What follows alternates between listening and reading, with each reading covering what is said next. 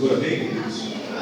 Estou grato a Deus pelo privilégio de poder estar aqui esta noite e mais agradecido ainda de poder prestar o culto ao Senhor, adorar ao Senhor, sentir a presença de Deus e também ser útil a Deus com a minha voz, com a minha vida, porque para isso nós vivemos, para servir aquele que nos dá a vida, que cuida de nós e tem sustentado, suprido as nossas necessidades.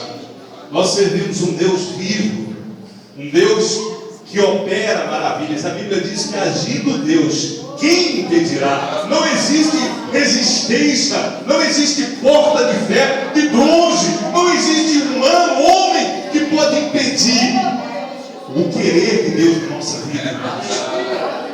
Pode se levantar quem for, pode ser quem for. Quando Deus quer agir, Ele age.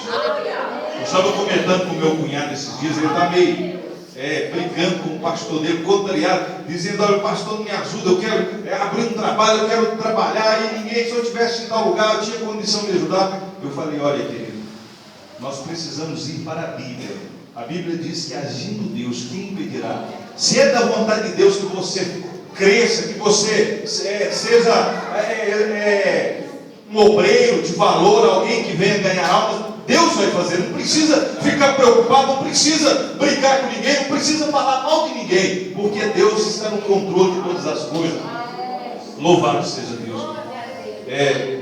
Eu quero você que tem a sua Bíblia, abra no livro de 2 Reis, no capítulo de número 5. Aleluia. Uma passagem bem conhecida da igreja. Louvado seja Deus. Estava esses dias na casa do meu patrão, limpando a piscina, e Deus falou comigo acerca dessa palavra. Diz assim: Naamã, comandante do exército do rei da Síria, era grande homem diante do seu senhor e de muito conceito, porque por ele o Senhor dera vitória à Síria, e era ele herói de guerra, porém leproso. Louvado seja Deus. Somente esse texto, vamos ler somente esse versículo, porque é grande o texto, e se nós formos ler, vai tomar muito tempo. Eu gostaria de, junto com essa mensagem, dar um testemunho da minha vida, do que Deus já fez na minha vida. Eu comecei a trabalhar num trabalho já há 3 anos e meio, e comecei ali com muita dificuldade, muita humilhação, muita perseguição dentro do trabalho, situações que não é qualquer um que suportaria, porque não é fácil ser humilhado, irmãos. Mas eu aprendo com Deus que o caminho da vitória, o caminho da bênção, está no caminho da humilhação. A Bíblia diz que diante da humildade vai a honra. E olhando para o texto da Bíblia, olhando para a palavra de Deus, nós vamos perceber, e eu acredito, ouço dizer isso, que uma pessoa humilde de coração simples, dificilmente ele vai perder a salvação. O que é ser humilde, irmãos? É andar simples? Não. Tem muita gente que anda simples, mas o coração é arrogante, é soberbo. É ter dinheiro? Não. Tem muita gente que não tem dinheiro e é orgulhoso, é soberbo. Humildade significa aceitar Deus nos moldar, aceitar Deus trabalhar na nossa vida. Às vezes Deus nos leva a situação de humilhação, de dificuldade, e nós não endurecemos o nosso coração, nós aceitamos o agir de Deus na nossa vida. Essa palavra narra a história de um homem importante chamado Naamã. A Bíblia destaca ele como alguém importante no meio da sociedade. Um homem que era general, que comandava uma tropa inteira, um exército. Um homem que comia na mesa do rei. Um homem que tinha autoridade, que tinha no seu peito medalhas que ele havia conquistado no campo de batalha. Alguém, imagino eu, inteligente, influente, um homem dedicado à sua pátria. Mas um certo dia, A Bíblia diz que ele foi cometido de uma enfermidade de lepra. Amados irmãos, eu olhando para essa enfermidade, no Brasil existia um hospital no Rio de Janeiro, e as pessoas que tinham essa doença, elas eram tiradas da sua família, os filhos eram separados dos pais, e aquele homem e aquela mulher ficavam ali, aquela família ficava ali naquele local. Eu estava vendo um documentário esses dias de um jovem que foi tirado da sua mãe, e ele procurava, depois de muitos anos, a identidade dele. Imagina o tamanho do sofrimento que é essa doença, irmão. Uma doença que consegue separar os familiares. Quando nós olhamos para Israel, para essa doença, para esse contexto, nós vemos que as pessoas que tinham essa doença, elas eram tiradas da sua família. Eu imagino que o filho colocava ali a comida e o pai vinha de longe, né? Não podia chegar perto, não podia aproximar, o pai não podia abraçar o seu filho. Imagine, irmão, que tristeza. E agora esse homem é cometido dessa enfermidade. Imagino eu que no começo ele tentou esconder, vestiu roupas compridas, mas chega um momento que não tem jeito de esconder, irmão. Chega um momento da nossa vida que as coisas se aparecem. Por isso que o crente tem que ser crente de verdade. Não pode ser crente pela verdade, não tem que estar firmado nos pés do Senhor Jesus. Louvado seja Deus. Mas toda a experiência com Deus na vida de um crente não é para machucar, não é para destruir, não é para tirar a vida, é para aproximar mais de Deus. Louvado seja Deus. E agora Naamã está doente. Mas é interessante, amados irmãos, que na casa de Naamã uma jovem havia sido trazida como escrava pelas tropas da Síria. E aquela jovem está ali dentro daquela casa, percebendo, notando o que está acontecendo ali. Então certo dia ela fala para a sua senhora: olha, se o teu marido, o meu senhor, fosse em Israel, ele seria curado, porque lá há um profeta, há um homem de Deus naquela cidade. Irmãos, quando nós temos um pastor que é um servo de Deus, quando nós temos uma liderança sadia, irmãos, nós precisamos ter gratidão a Deus por isso. Nós precisamos orar pelo nosso pastor, aquele que está na frente, porque a luta não é fácil, é difícil.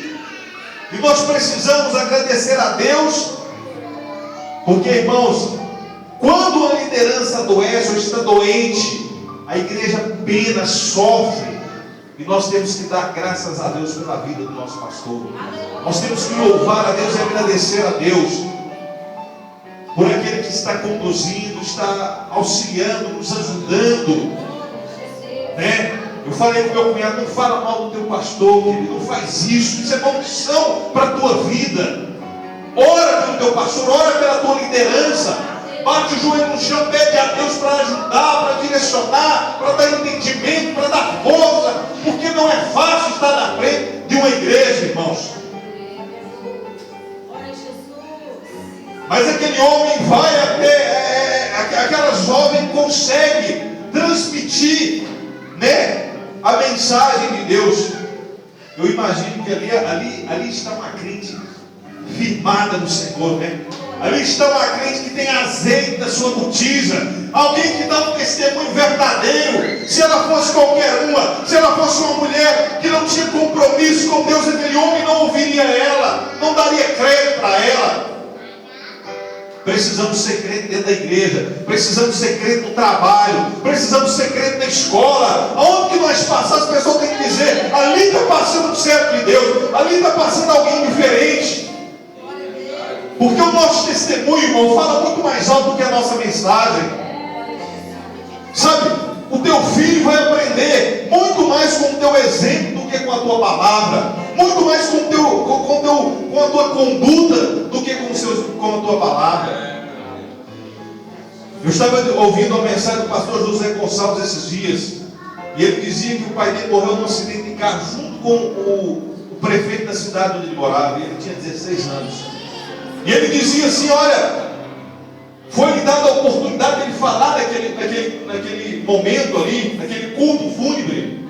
E ele dizia: olha, Esse meu pai, ele não deixou fazenda para nós, ele não deixou joias, recursos financeiros, mas ele deixou algo muito mais importante, um exemplo de vida. Eu nunca vi meu pai falar um palavrão, eu nunca vi meu pai falar mal do irmão Beltrano, do irmão Ciclano, eu nunca vi o meu pai, fazer algo que desagradasse ao Senhor. Meu Deus do céu, irmãos, que responsabilidade nós temos no nosso ombro, irmão. Às vezes chorando, às vezes gemendo, às vezes padecendo, mas não podemos deixar de dar um testemunho verdadeiro, porque o testemunho tem poder de Deus. A Bíblia fala que nós estamos rodeados de uma grande nuvem de testemunhas. Olha para trás, a sombra está olhando, o Beltrano está olhando, o Ciclano está olhando. Meu Deus, tem misericórdia de nós, nos ajuda a seguir o caminho verdadeiro. Sabe quando isso acontece com Naamã, se Naamã não passa por essa doença, ele nunca iria para Israel. Mas ele vai ali, um homem humilhado, um homem dependendo de uma ajuda, precisando de uma resposta, precisando de uma cura, um homem aquebrantado. E a Bíblia diz que ele vai com a sua comitiva, com muito dinheiro, muito recurso, leva a carta até o rei. Uma carta significa autoridade, condição de chegar até o rei. Mas o rei não tinha condição de ajudar. E então o profeta fica sabendo e diz: olha, manda ele vir até mim, porque ele vai saber que existe um Deus em Israel. Que credibilidade esse profeta, irmão. Que confiança, que condição, de um homem de Deus. E agora Naamã bate na porta do profeta. E o profeta não sai da sua casa, simplesmente manda o mensageiro dizer: manda ele descer ao Jordão e banhar 7 vezes. Louvado seja Deus. E agora Naamã se fica indignado. Ele pensava: puxa vida, eu vim dessa distância para mergulhar no rio de água suja. Eu pensei que quando eu chegasse aqui, ele faria caso de mim, ele invocaria o seu Deus, colocaria a mão na minha cabeça. Meus queridos, mas o agir de Deus na nossa vida é diferente.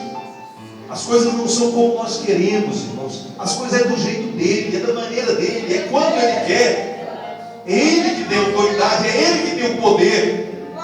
Eu fico olhando as pessoas dizendo: eu tenho que determinar isso, determinar. Não, irmãos, a Bíblia nos ensina a pedir, nos humilhar diante dele, clamar a ele, buscar a ele. Sabe quem é Senhor da nossa vida? É ele. Nós não mandamos nada, nós não mandamos nem no dia de amanhã, nós não mandamos, irmãos.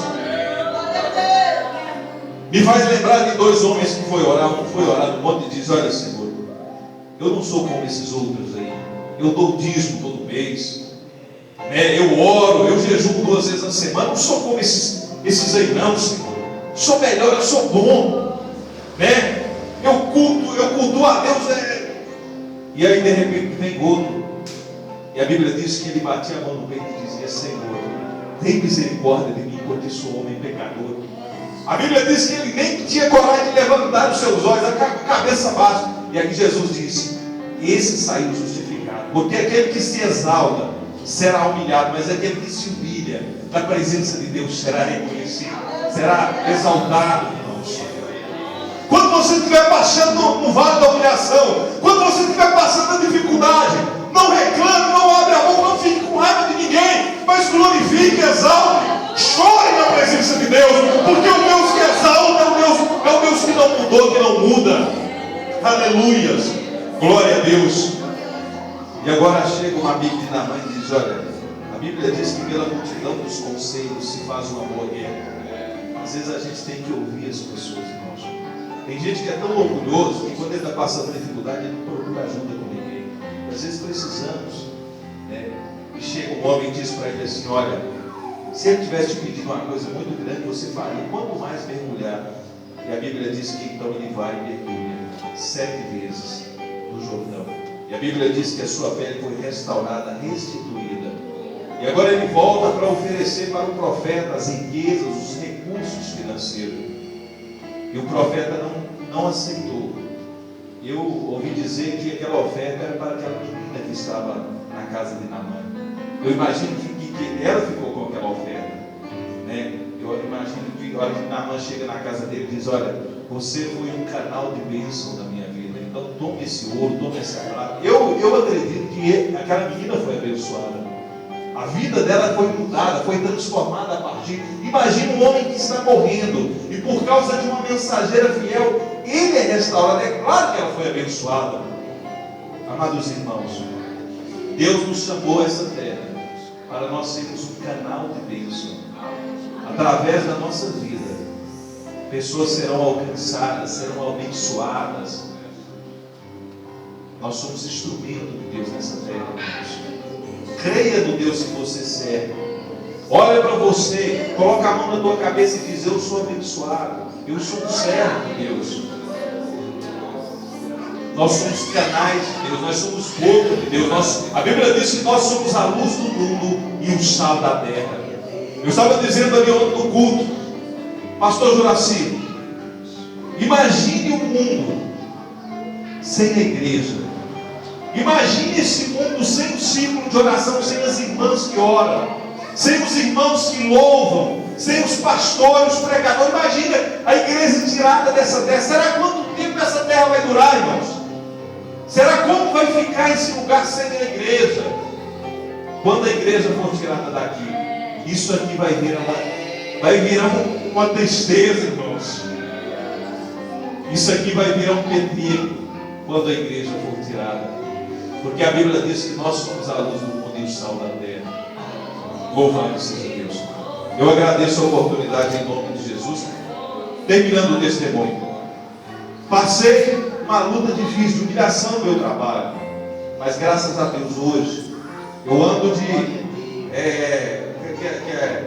Land Rover, né? Levo o menino para a escola de Land Rover, depois pega a caminhonete do patrão, aquela ralhou, você quer a treina danada, andando de carro, o povo vem para escada, o povo vem para enriquecendo, né? E como na mesa do rei, do bom e do melhor, pastor, bênção de Deus, né? O patrão aumentou meu salário, graças a Deus, eu ganhei tão bem como estou ganhando hoje, graças a Deus, né? E preciso de um dinheiro, falo com ele na hora, assim, uma bênção de Deus, irmãos, né? Carteira assinada, tudo arrumadinho, começo 7h30 da manhã, 8 horas, 3h50, 3h40 eu já estou gastando fora, de segunda a sexta, né? Trabalho o jeito que eu quero, o patrão não fala nada comigo, ninguém manda nada, as empregadas não falam mais nada comigo, me amola com nada, né? Então, irmãos, para a gente conseguir as bênçãos de Deus, nós passamos pela humilhação, não tem jeito. O quebrantamento, né? A humildade, né? Deus nos leva a situação difícil para fazer de nós um vaso novo, para fazer de nós um vaso melhor, para que Ele possa usar. Deus não usa qualquer coisa. Esse negócio, Deus usou a jumenta porque Balaão estava longe da presença de Deus, estava em desobediência a Deus. Deus havia falado com ele: eu não quero que você vá. E ele ficou insistindo com Deus, insistindo. Aí Deus falou: não, deixa ele ir. Deus permitiu que ele fosse. Muitas vezes Deus permite que a gente tome uma decisão, mas não é da vontade de Deus. Deus não fica repetindo uma coisa. Quando Deus fala: eu não quero que faz isso, não faz. Deus não é de ficar falando muito. A gente que tem que ouvir a voz de Deus, né? Mas o que eu quero resumir aqui essa noite: se você está sendo humilhado, se você está passando por dificuldade, por sofrimento, não desanime, não desista. Deus está assistindo a sua luta. A Bíblia diz no Salmo de número 125 que o cetro da impiedade não vai permanecer sobre a sorte do justo, para que ele não estenda a mão à iniquidade. Jó passou por muita dificuldade, mas ele foi fiel ao Senhor até o final. Passar por dificuldade não significa que nós temos que pecar ou desobedecer a Deus, porque a luta ela tem um começo, mas ela também tem um fim. E o Deus que você serve é um Deus fiel. A palavra fiel significa ir até o final. E Deus vai até o final conosco, irmãos. Quando Daniel foi levado na cova dos leões, Deus estava lá com ele. Quando Sadraque, Mesaque e Abednego foi lançado na fornalha, Deus estava lá com ele. Deus estava dizendo: olha, eu estou aqui contigo até o final, eu não abro mão de ti. Você pode passar pelo fogo, né, pela dificuldade, Ele está lá junto com você. Quando Ele te chamar, quando Ele te recolher, Ele vai estar lá junto com você. para te levar para a glória junto com Ele. É um Deus fiel. É um Deus fiel. E Deus é fiel, irmãos. Você vai ver a Bíblia de Gênesis e Apocalipse Ele mostrando a fidelidade dele na sua vida, na nossa vida. Amém? Fiel significa ir até o final. E Deus vai até o final. Glória a Deus. Realmente, irmãos, ser